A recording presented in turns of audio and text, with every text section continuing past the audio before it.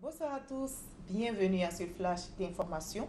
Nous prenons tout de suite la direction du palais présidentiel où le chef de l'État, Alassane Ouattara, président en exercice de la CEDEAO, a eu un tête-à-tête avec le président par intérim du Mali, Dioncounda Traoré. Le président intérimaire malien est arrivé ce matin à Abidjan, une visite de moins de 24 heures pour exprimer sa reconnaissance au président ivoirien pour ses efforts dans le processus de sortie de crise au Mali.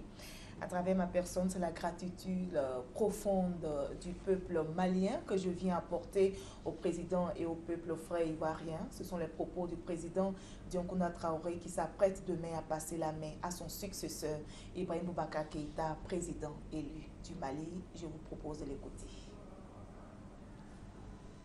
Le Mali revient de loin. Nous avons passé des mois extrêmement difficiles. Mais aujourd'hui, nous pouvons dire que nous sommes au bout du tunnel.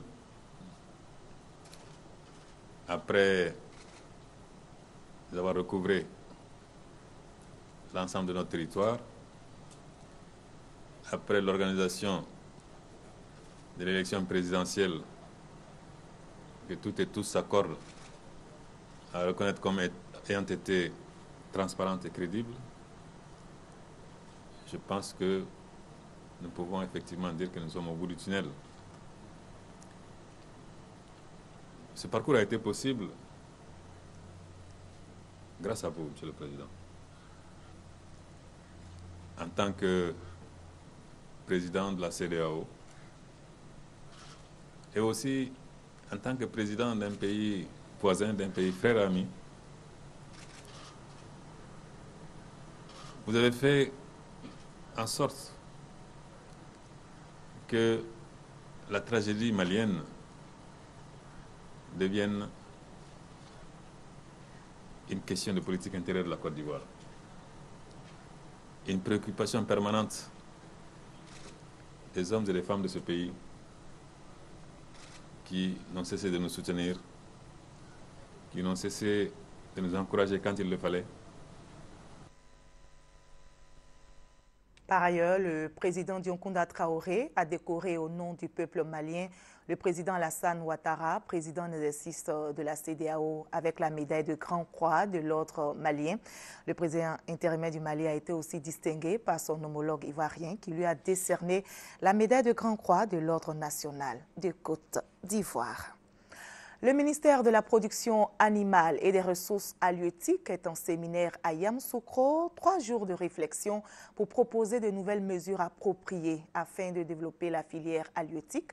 Ce secteur emploie 3000 personnes et les exportations de thon rapportent à l'État de Côte d'Ivoire 460 milliards de francs CFA. Nous y reviendrons à 20h.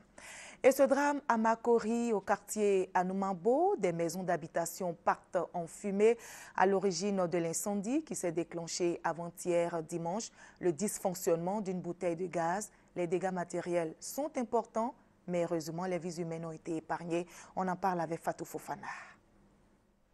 Aucune perte en vies humaines, mais voilà tout ce qui reste de 35 baraques en bois. C'est aux environs de 16h30 ce dimanche que le feu s'est déclaré. À l'origine, le dysfonctionnement d'une bouteille de gaz. Elle allait charger la bouteille de gaz, elle arrivait, elle a préparé la sauce. Après la sauce, elle a mis le cabato au feu. Elle a vu que la bouteille de gaz là, c'est pas bien allumé. Elle voulait augmenter. Maintenant, ça a pris un coup. Donc elle a couru pour appeler quelqu'un de venir. Là, la personne, au moment où il va venir, là, il a trouvé que ça a pris feu en même temps. La trop grande proximité des maisons et la vitesse de propagation du feu n'ont pas permis aux habitants de sauver leurs effets personnels. Ma femme était à la porte pour préparer.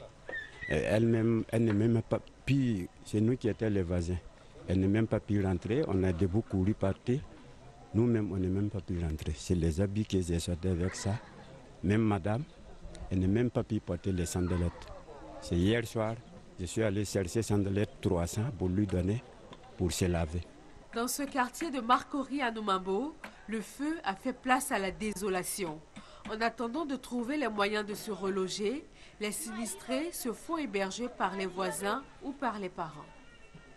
Sénégal, Aminata Touré, qui remplace à la tête du gouvernement le technocrate et ex-banquier Abdoul Mbaye, a formé une équipe de 32 membres au total à l'issue de consultations entamées peu après sa nomination dimanche et qui se sont achevées hier soir. Le nouveau gouvernement ainsi formé aura pour lourde tâche de résoudre les problèmes structurels qui handicapent le pays, à commencer par des délestages qui persistent et une agriculture qui pourrait être bien plus performante.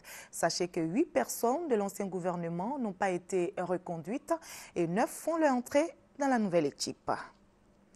Le président français François Hollande, en quête d'une coalition pour intervenir militairement en Syrie, a appelé aujourd'hui l'Europe à s'unir sur le dossier syrien en se montrant confiant qu'elle le fera. Le président syrien est très clair. Il y aura des répercussions négatives sur les intérêts de la France si Paris engage une action militaire.